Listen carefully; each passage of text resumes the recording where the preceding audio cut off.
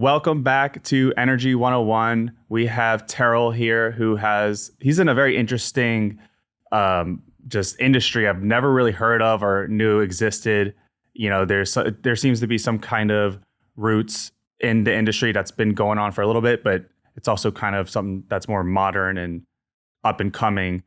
And I'm super excited to hear it because I've just learned about it. So why don't you just go ahead and explain everything, Okay. the overall theme, and because Energy 101, dumb it down. Grandma's watching; she wants to learn about this. Right. Let's let her know what it's like. Excellent. Yeah. So I specialize in atmospheric water generation. And atmospheric water generation is not a new technology. It's been around since World War II. The Germans use it on their U-boats to stay out in the water longer. Atmospheric water generation is basically making water from air. And so atmospheric water generation is probably in the industry where solar was in the year 2000. It's just taking off. People are getting the idea. There might be a few projects here and there, a handful of those. And atmospheric water generation is probably a climate adaptive resilience type solution for water. Basically, there are about a dozen different companies that specialize in this, from different sizes, from a backpack size to the large industrial scale size. So you can have something like a refrigerator size unit. There's a couple people here in Texas that run companies. One's called Hydrospark. I'm not sure how big their system is. There's another one called WIP International from my friend Tracy. It's like the size of a big stainless steel refrigerator. Then you have Moses West down in San Antonio. He has a system called a company called AWG Contracting, and he sells his systems that are on a truck that he sells to the military. And then you have industrial scale size like us that build large scale ISO container based systems that are like plug and play systems that put out about 2,800 gallons of water a day. And we use those as a plug and play system where we can just add more machines like a Lego system. Atmospheric water generation is very good for forward operating bases or disaster recovery, emergency management. We just had a Texas flood. What happens with floods in the municipal water is that it overburdens the municipal water because it's flushing all the stuff it picked up and overburdens the Swiss cheese of increpid infrastructure that exists in the pipes. And so now you get sometimes sewage, sometimes toxins from the debris field of the flood. And so what happens then, they have to have boil water notices, and that might be a good place to start where they can have emergency backup drinking water for the people in distress. There's a lot of applications. It could be a backup water solution for emergency management. It could also be something that you use for a campus, specifically hospitals. In America, we have a policy where hospitals have to have redundant power, but they don't have redundant water. So when the power goes out during a disaster, they have to pump water with electricity to the hospital. And what happens is they have these machines in the hospitals like dialysis and CPAPs and all these different machines that need high quality water that they don't have access to because there's no electricity to pump the water there. Same with the grocery stores. Grocery stores have a policy where if there's no electricity, they can't use water. They have to throw the produce out because you have to spray produce in Texas every day.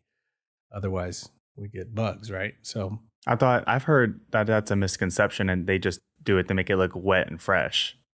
no, that's a law to keep them fresh Wow. because those are alive things and they will grow if you just let things stay at room temperature in hot Texas. So there's a lot of things that grow. I mean, you've had biology in high school, right? When you give it a Right. glass of water, put a piece of grass and a piece of dirt in there, and the next day it's growing all these bugs in there. Same principle. So yeah, we need clean water. I'll trust the water guy. Yeah, I am the water guy. So water is very misunderstood. The value of water is still too low, and we still don't really understand how it works. We have a situation where we are basically trading good after bad. So We only know how to put chlorine in the municipal water to clean the bugs out, but we haven't figured out how to get rid of the forever chemicals, PFAS. And so we have this relentless problem. Then all of a sudden, okay, we're looking at acre feet of water for a municipal. We're making a lot of water, but downstream, this manufacturing plant has dumped something in the water. It's not designed to get it out. And so we have 51 total contaminants in our water in Houston. And half the country has forever chemicals in their municipal water system. This is not hyperbole. This was just found out by the EPA. They did a report 2 years ago. 45% municipal cities have forever chemicals like PFAS. You've heard of the movie Dark Water or Aaron Brockovich. I think it was Chromium 6 in California. We have that in Houston. Great. But it's not a movie made out of it. So, but we have 51 total contaminants in the water in Houston. Also, isn't it like 99+% everyone has like forever chemicals in their We body? have forever chemicals in our body. We also have a credit card size of plastic in our body from pretty much everyone around the world. Yeah. Because we Great. drink from plastic bottles. There's a high confidence in bottled water and a very low confidence in tap water. And for very good reason. And that's because the system, in some cases, the pipes are 100 years old and they're Swiss cheese. So you have a dust up or a storm, all that pollution commingles. So you run into situations, but atmospheric water generation is not a panacea, but it's a very low cost solution for intermediate style help. And what I mean by that is we traditionally want to use desalination or ASR, which is basically a big hole in the ground where we make up our own aquifer. It's very expensive. Most small rural towns can't afford that. We get phone calls sometimes from small towns that can't afford the treatment of the water system coming from the Colorado River to their system because the Colorado River feeds their aquifer. So now we got in a situation where there's so many toxins in the water that the treatment of the water is not sustainable for small towns. So what happens with atmospheric water generation? What comes off the machine is basically distilled raw water. There's nothing in it. And we have to mineralize it for drinking to meet the drinking water standards, but it's pretty clean. We don't have to do the things like desalination that pollutes the ocean. I don't know if you understand what desalination is, but basically they're taking the salt out of the seawater, right? But they have to do something with the brine. And what they end up doing is dumping that salt back into the ocean, which kills the biodiversity of the ocean. Now, there's two things that create oxygen for humans, and that's trees and the ocean. And if you start killing both of those things, you kill off some bees, we're not going to be here that long. So we need trees and we need a clean ocean with a good biodiversity. That plankton creates oxygen for us. If you kill the biodiversity of the ocean, you won't get oxygen. And they also trap carbon in the water. Definitely. It's not only is it like deep in the water, but the plankton and the algae on top traps it, right? So just like when you want to do no-till farming to keep the carbon in the ground, I get really nervous when I drive from here down to Corpus and I see the miles and miles of windmills with tilled up dirt. That's CO2 coming up because there's no grass. If you put grass down there and put some roots in the ground, it's going to stay in the ground. So I think we do something to ourselves. It's called self-inflicted nonsense. The acronym for sin. We do this to ourselves, and we don't look at the long-term cost. There's a total cost of ownership when it comes to the things that we do. And if we don't pay attention, we'll ruin the water. So I guess the easy way to put it is humans have used nature to create a society away from nature, not realizing we need nature to survive. So when you pollute the air, you pollute the earth. And when you pollute the earth, you pollute the water table. The water table, the earth filters and structures the water that we drink. You ever notice an animal in the woods? They never drink from a pond that's not moving. they do in the movies. Yeah. But we're drinking dead water that's unstructured from plastic water bottles. So why is that important? I think I told you earlier, we don't understand water that much, but in our bodies is what, 80% water? Most people think that the heart pumps the blood all throughout the body. Well, it doesn't. There's an electron in the water in your blood that helps the heart move that blood around. And when you drink unstructured water, you're losing something. So we get hypernatremia, we lose, different minerals because we're not drinking proper water. And their scientists are finding out so many things about water has memory. So when Bill Gates tells you, oh, we're going to turn this poop into water, I'd run. Water has memory. So when we have all these forever chemicals, we have cancer clusters. And you can look around America where there's a cancer cluster, it's always the water. Mm-hmm. So I know I can go on and be Bono about it, but water is very important. I think we have 1% of the total groundwater is just drinkable for humans. And we have to do a better job of protecting it so we won't poison ourselves. Wow. Let's talk more about the actual industry first. Sure.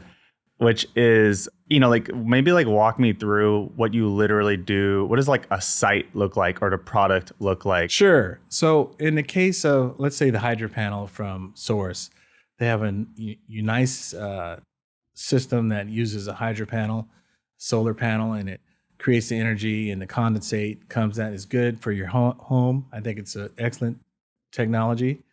Our systems are different. We have a 40-foot container-based system that has these big, giant variable fans that suck the air in.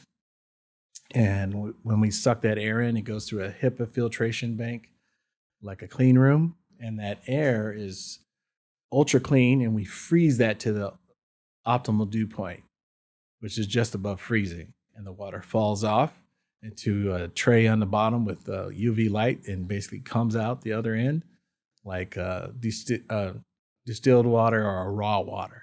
And from there, we decide if it's going to industry where they need DI water for manufacturing or they need drinking water for mineralization. So there's non-mineralized water and mineralized water for drinking. So it's a very simple process. It's not very complex. It does actually sound simple. I pictured that in my head. There are some IP in there we hold as corporate secrets to make it more efficient, but at the end of the day, it's a large condensation, air conditioning type air handling system. We're just making water. Right. Instead of cooling the air.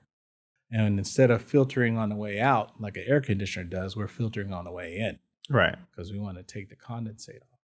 And we want to optimize it so we can get the most amount of water, like 80% of the water molecule off of the air. And then we can use that water efficiently.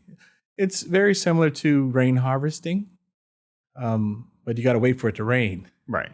We can do this in Houston 24/7 every day because I think Houston is 81% humidity year round. That's why our ground zero is Houston.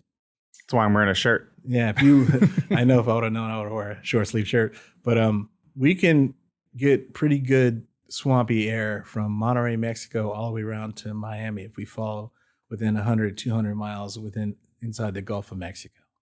The southeast of the United States is the most humid areas. So just like solar takes from the sun, we take from nature what nature provides, and where we go where humidity is to get the most performance.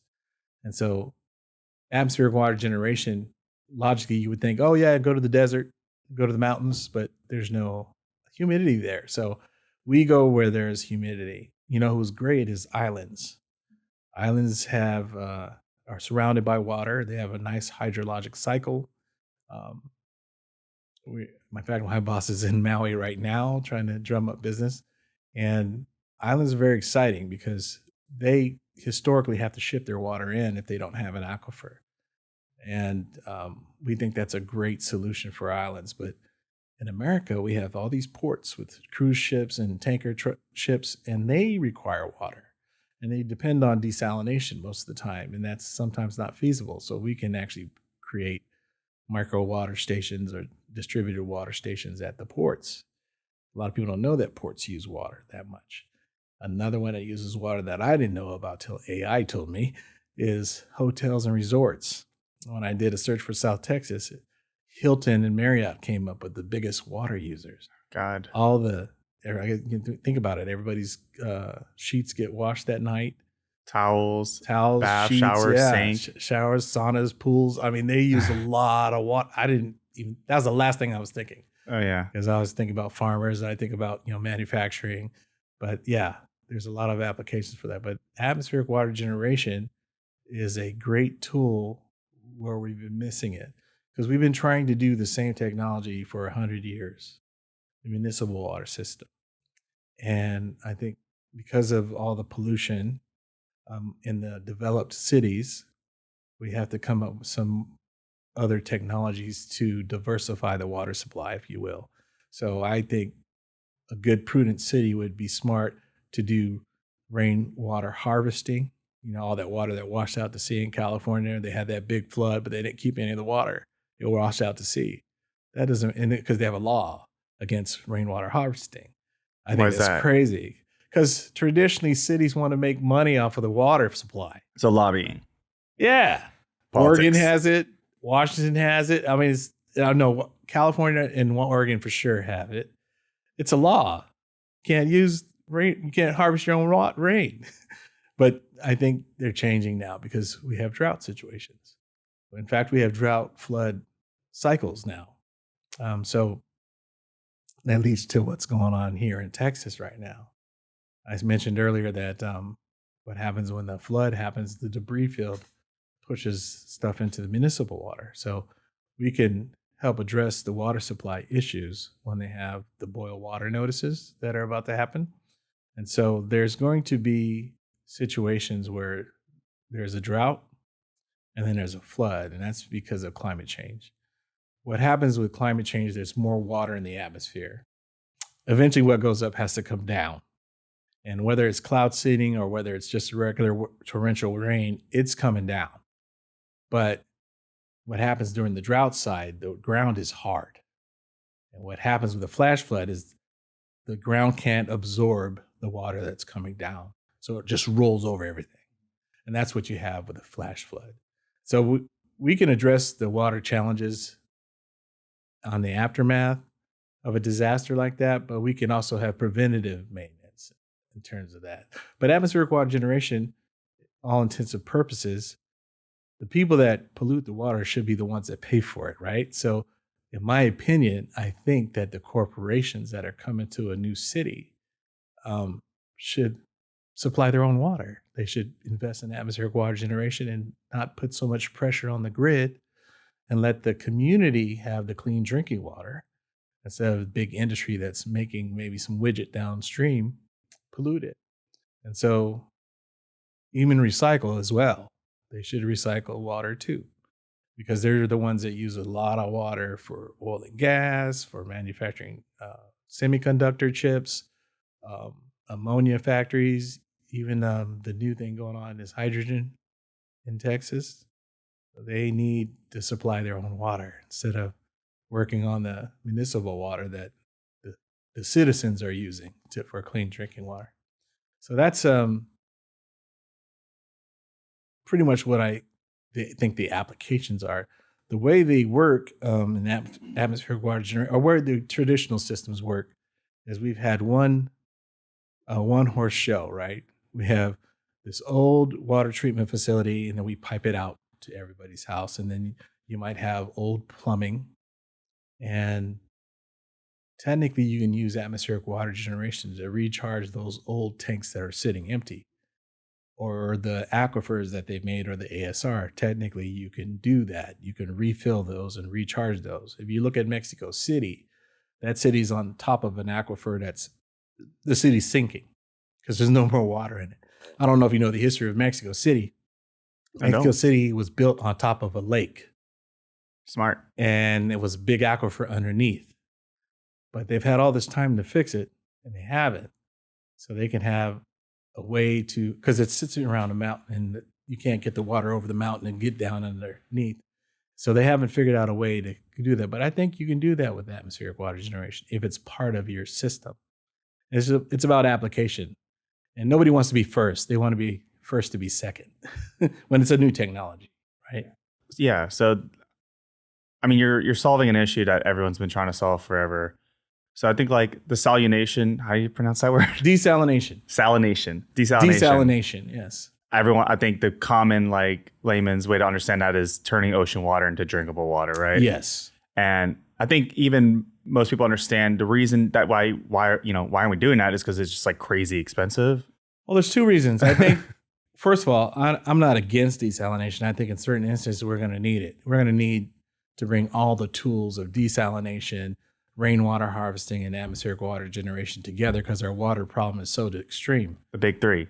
I think they need they're all addressable and they should synergistically work together. And so I think there's a big issue with water supply. And I think atmospheric water generation fits in there. The problem with desalination is it's a very expensive thing. They know that it hurts the ocean, so there's always a feasibility study that might take years. It's a very expensive project, but it puts out a lot of water, right? And so you gotta have to check off what's more important to you. If you're in this drought situation like Texas, in certain places, you're gonna probably need desalination, and you might want to diversify that with some atmospheric water generation and some rainwater capture because we do have rain in Houston, right? So I think bringing all that together will keep everybody high and tight on water. I think they should work together. There are some environmental issues that happen with desalination, but they're getting better and better at the technology. Okay. But I think introducing a clean solution like atmospheric water generation helps it along the way. Yeah. So another thing is like we're focusing on drinking water, but there's two ways to look at this. There's what about other water that's used for, other Yes. purposes? So we have a big waste in Texas, especially. We have a big wastewater and recycling and reuse program when it comes to fracking, when it comes to oil drilling. We reuse a lot of water. There's a lot of tanker trucks crisscrossing the state. Right. And so I think reuse is very important for certain applications. I think recycling, especially, like we think we can use atmospheric water generation as a single source for the data centers that are being built for AI. Right now, there's an abundance of AI money going around for these new data centers, especially for AI as well as quantum computing. They require a lot of water. The nice thing about data centers is that they create a lot of heat that could be converted to electricity that could power the atmospheric water generation machines. They also need the water to cool the system down. Right. Every time you do an AI prompt, that's a bottle of water gone. Oh, yeah. So Don't tell anyone that. no, that's facts. I didn't come up with that number. Some other smarter guy than me. But we're building a lot of data centers, and we're not taking it. They think it's going to be the energy is going to be the bottleneck. It's going to be the water, and they're putting these places in deserts where there's no water. So I think there's going to be a come to Jesus moment where they're going to say, okay, we can't build all these data centers because we don't have enough water. In the state of Texas, they turned down about 80% of the companies wanting to come here because they need anywhere from 3,000 gallons to 300,000 gallons of water. Yeah, so there was just a big one that was declined in like Memphis. They were trying to like go in like the Appalachian area, and they're starting to like smell the bullshit or see the problem. They can go back in history and look at the data centers that Google built and see what happened to the city and their water supply. I'll tell you in west of San Antonio, I won't say where, they have a city with 8,000 people, but they have a Texas prison there. They use 500,000 gallons a day. I said, why am I talking to you, the city? You should get the Texas State Prison to talk to me because they should pay for it. It's a state-run organization, but you're trying to, cities try to sell their water. And so it's a revenue generator. So that's another thing, politics. Water is very political. You got these little municipalities diverting this water supply from one stream to the next, and you got people selling water in tanker trucks crisscross. It's when you dig into it, cities are ruthless because it's their revenue generator, just like electricity is. And so whoever's in charge of that water supply, it really depends on what's happening. And sometimes it's not in your best interest, it's in somebody's interest, but it's not in your best interest as a citizen. So I think we'll be able to outlast those issues. They do persist, though. West Texas is a prime example.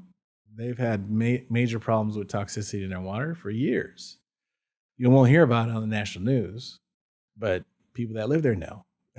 So it's we've had the lawyers of cities tell us, oh, you can't say that in City Hall. We have legal water. And that's a real thing. So Oh boy.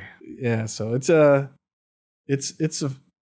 I'm energized by this situation because I see that we need water really bad. And what keeps me going is not all the bad things.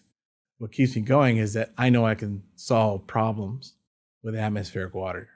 I'm providing clean water with little discharge and a little bit of electricity. And I can work synergistically with people that are building new projects and building anything you want to build as far as new businesses, new construction. It always requires water. Well, they can have their own micro water station right there supplying their own water and not worry about burdening the local municipal. And so that's where I see the benefit. I think there's a lot of application that's overlooked and people really know they need it because they only know one way how they get their water. They go to the faucet. They don't even think about it. There's so much behind that faucet that they need to think about. I mean, something I was trying to articulate earlier is that, you're trying to make drinking water. I would think on paper, it's easier to just kind of get the water and then the water is undrinkable at first, right? And then it gets more expensive to clean it up. But like, is there a use for that first stage water? Yeah, so dirty, frackish water could be used in industry, especially when you're drilling holes in the ground and you're fracking for oil or doing certain things like that. There's a lot of reuse that you can use. You can use it to cool things down. You can use it for agriculture, as long as it's not toxic. There's a lot of uses for water reuse and recycled water. And they have a lot of businesses doing that. It's not cheap though. It's expensive. It's more expensive than getting drinking water? Well, you got to treat that water a certain way. They all need to be treated in some kind of way. So I'll give you an example. If I'm manufacturing semiconductor chips, I need ultra clean water or DI water. That's very expensive. Like if you do biotech firms, they need super clean water. They'll pay $8 to $12 a gallon for it. And so it's expensive. Processing water is a large industrial endeavor, but there's so many things attacking the water, and we have to be able to use it for what we need to get done. You mentioned a very good thing. We have a lot of reuse issues that we can address, and I think they're doing a very good job at doing that. I think the disconnect is where we drop the ball on drinking water, because the concept of drinking water is we don't want any organisms in the water, so we just throw chlorine at it. But they completely forget about the forever chemicals that chlorine is not going to remove. In fact, it's just going to be another toxic chemical on top of the chlorine. And so that has been the override. I mean, there's a couple of companies saying, oh, we can get rid of the PFAS in the water. But you pretty much destroy the water to get it out. So is it drinkable? Probably not. So there's got to be some more structuring and more conditioning and more treatment. So yeah, we have to figure out a way to be more, I guess, more productive and more efficient at how we treat the water. Right. I mean, let's get back into the black pill content that I'm here for.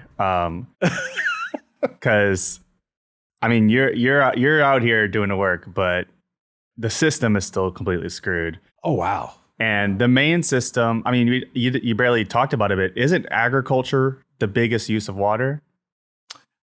Yes. And I mean, but it evaporates if it's above ground. So in some places it evaporates. So they're trying to do subsurface irrigation, but sometimes the subsurface is underneath the root system and, water goes down. It misses the roots. So there's so many things about how this process works. But we've been doing but we're getting smarter about farming farming is becoming smart. So there's some, Dr. Dinger at Texas A&M is working on this new subsurface irrigation project, and it's supposed to be very good for farming. And so I'm very excited to try to work with him and put a atmospheric water generator with a subsurface irrigation project. But it's very complex. And so as long as we start to get more, there's a drip system as well. That drip system is very good. And so we're getting smarter about it. But the municipal water hasn't changed. There's some chlorine on it.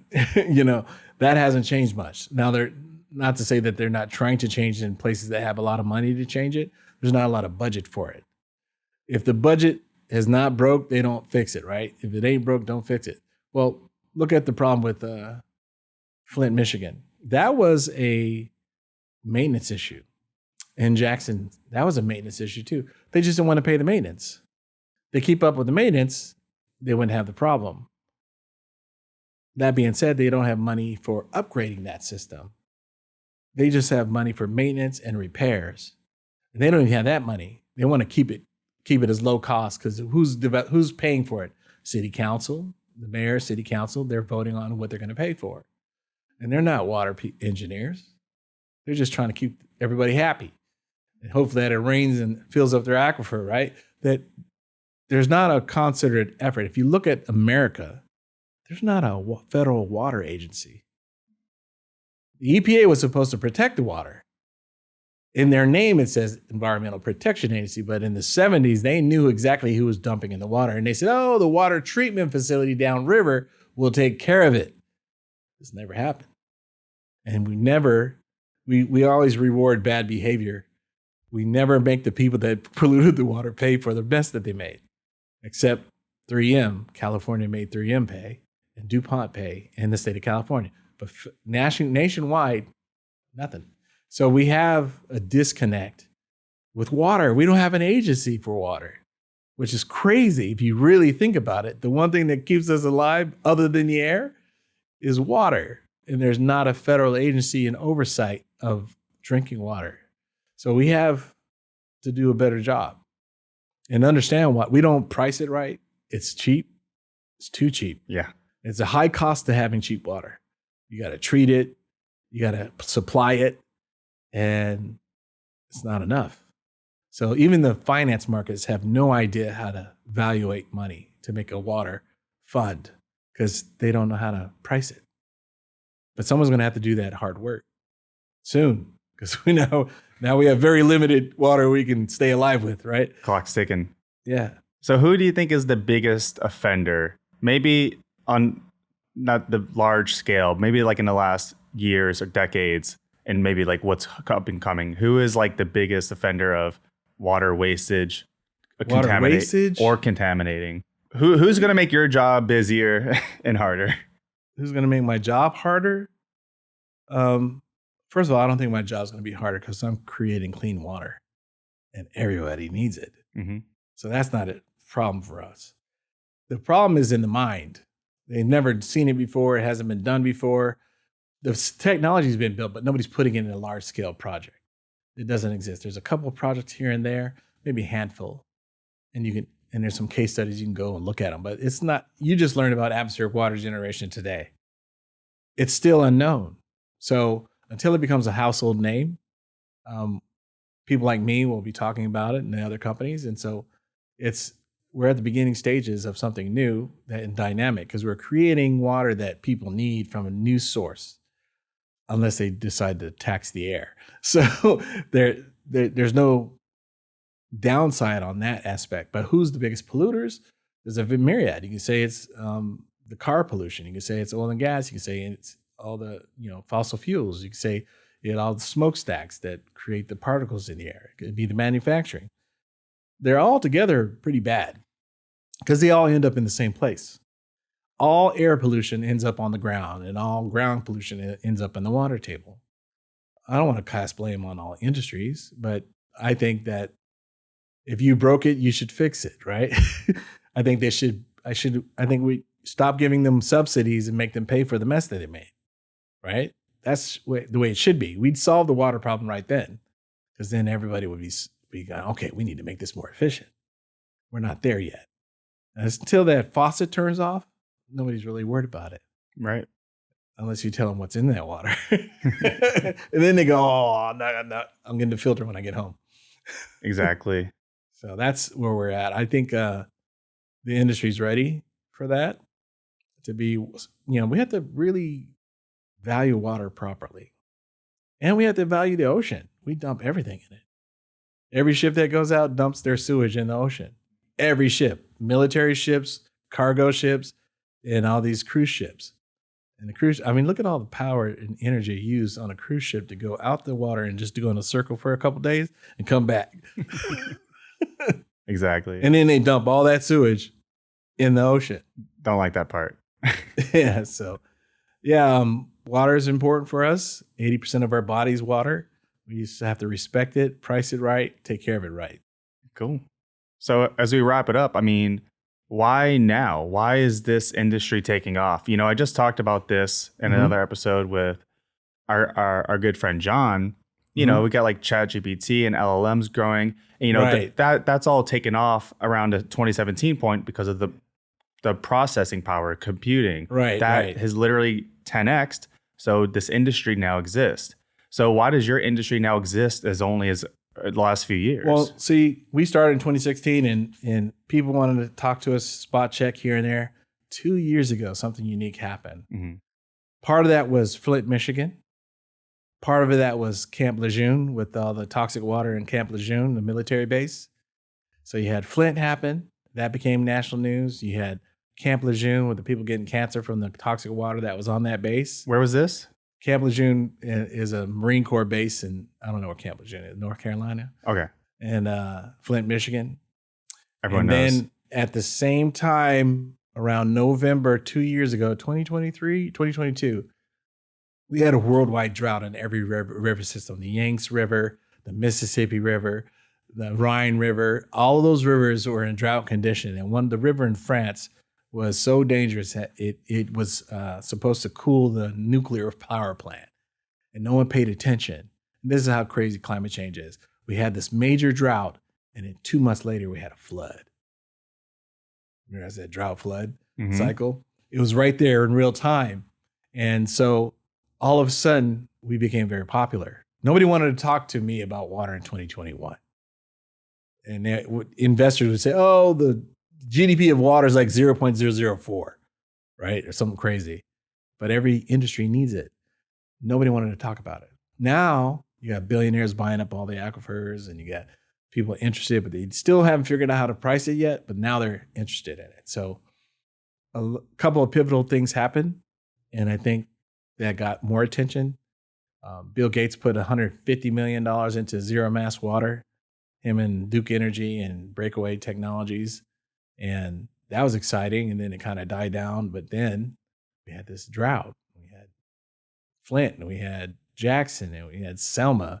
They all had water problems, and they had Camp Lejeune. So now it's important. That's kind of what happened. And now we think it's going to hockey stick like bottled water is. You don't notice about bottled water like 10 years ago. You had like one section of bottled water. Mm-hmm. You got a whole aisle now. You got pallets stacked up at the front door when you go into the supermarket now. Different pH levels. Yeah. There's influencers on TikTok and Instagram who that's a scam, by the way. It's like water. They're just like, oh, this is fancy. Like this is don't drink this. This is cheap. It's like there's alkaline water is not good to drink when you're eating. Oh, why is that? You need the acid in your stomach to break the food down. So now you're not digesting food properly because you have alkaline in your system. Right. It's like you have to drink that in between meals. A lot of people don't know this, but the hype cycle on that is so huge. I was doing it. I was like, I got to get alkaline, man. That's the best. Yeah, you want the minerals, even with cooking, like the calcium, all that. But now we're finding out that some of that is a scam. The best waters that you think is the best waters are the terrible water. Get you some smart water. It's economically viable. If you get Fiji or Voss or what's that, Avion, they score very low. Oh, yeah? They just got nice bottles. Good marketing. You want to get the best water is a water out of Hawaii with I can't remember, it starts with a W. And then the most economical to me is smart water. That's what you saw in my bottle here. So I bring it in the house if I don't have clean water. All right. So, Got to get that vitamin water sponsor. I want that vitamin water money. Yeah. All right. I mean, that pretty much wraps it up. Why don't we end it with something kind of fun? I want to talk about this water stuff, water bottles. Yes. I'm a water bottle hater. Yes. I just moved into a new place here in Houston, and the tap water tastes great. And you can ignore that. What's the zip code? And there, I travel or lived in different places, and the tap water always tastes like weird, good, undrinkable, like egg, Yes. And then there's like water bottles, and the water filters even don't work. I mean, it's like something I actually kind of pay attention to, I guess. What is your like consumer tips? Like you just kind of gave out. So my consumer tips for me, I live in an apartment downtown Houston. Mm-hmm. I don't trust the tap water. In fact, I have filters on my showers. Charcoal? I don't think it's doing anything, but it makes me feel better that I have them because I know what's in the water in Houston. 51 total contaminants, 14 of them are above the health guidelines. So I'm a little water Nazi when it comes to what I do on water. So this sounds crazy, but I buy cases of these, and I also buy those distilled water from HEB and for the babies, the case of 3 for like $3.68 for yourself. It's the cheapest. And what I do is I put it in my water drop filter on my kitchen cabinet. It goes through a charcoal filter, comes out. Then I throw Himalayan sea salt in there. Love that. And I drink that. And I wash my hands with that. And I wash my face with that. And everything else has to get polluted with the tap water. Right. So the shower head, that's like it's like a charcoal filter, right? Yeah, you can get a charcoal type filter for your shower head. You got to change them out every year or whatever. I like those because like you use charcoal soap or body whatever. Like you could feel it on your skin. Like it feels better. Have you ever seen that trick with the chlorine in your finger? No. In the cup? The same principle when you test the chlorine water for your pool. When you put your finger in the water of chlorine water and you test it before and you see the chlorine and you put your hand in it and take it out, the chlorine's gone. It absorbed into your body. Whatever it touches, gets inside your body. Your whole organ is your skin, and it's just going to go right in. So those 51 toxins when you shower in Houston, they go in your body. All right. So get a shower filter and knock some of that down. Okay. Staying on this topic, but one more question. Yeah. What are like some little gadgets and tech you have in the house? Like the charcoal filter, things like that. Because I literally want to know some right now. So if you go on Amazon, the most expensive one is a Berkey. I have a knockoff Berkey from Water Drip. It's half the price. It's like $200. The Berkey's $400. It's exactly the same. It's a stainless steel canister, sits up in its gravity. You pour 1.5 gallons on top. It filters down, little spigot. That's where I get my water for drinking. I'm gonna get one of those. Tell my mom, stop drinking out of tap. I gotta catch her when she does it. Yeah, me too. So, that's what I do at home. I'm more concerned about EMF in my apartment because I have a smart meter that came with my apartment, and then I have the Wi-Fi. So I have a Faraday cage around my router. Yeah, there's more pollution and EMF in your apartment than there is, so you got the dirty water and then you got the EMF. All these electronic devices, just put a meter next to it next time. What exactly is that? Electromagnetic radiation, EMF. Oh, that is bad for you. Gives you, it gets you, I don't know how to say it. I wouldn't be able to sleep at night if I didn't put my red lens glasses on to cover out the blue light. But I also get inflammation by being next to free range electricity. Even when that lamp is off, it's going to read 200 within 2 feet of it. Okay. So you're getting all this electromagnetic radiation. You stay in here for a couple hours, this machine's on, you're going to feel drained by the end of the day. So you're going to have to take your feet off or take your shoes off and put them on the ground and ground yourself because you've had all this charge going in your body. Especially you get in an EV. Especially you get off a plane. You've been rounding, that engine's been wrapped, this electricity, it's going to cause inflammation.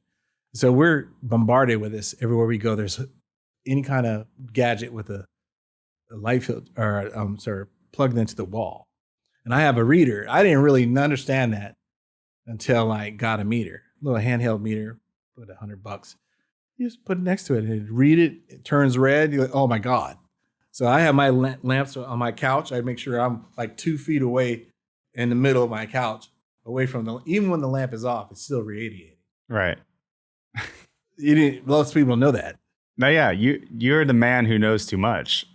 Yeah, it's scary. I know that's what I've been saying this whole episode. Pattern recognition. Sometimes I get a little carried away, but I think it's valid. I think the numbers don't lie. Yeah. If you know what they are, you can do something about it. Right. All right. Well, do me a favor and stop researching, stop looking into things. I don't have the research. It's still all around us. And pretty much everything in this world is screwed up. So you got to stop at some point. I want to keep people alive with water. That's the first thing. Good. Next thing is the bees. Next thing is the trees. I mean, I got to pick your battle and try to focus on it. Yeah. Well, cool. I think you have a really smart, realistic, holistic, knowledge that you apply yourself and do for work. I think it's really cool. Yeah. I think it's a nice mix. I'm excited about what I do. Good. I think this, if you had a mission, I think helping people get water where they can't get it is important. That's Cool. why I do it.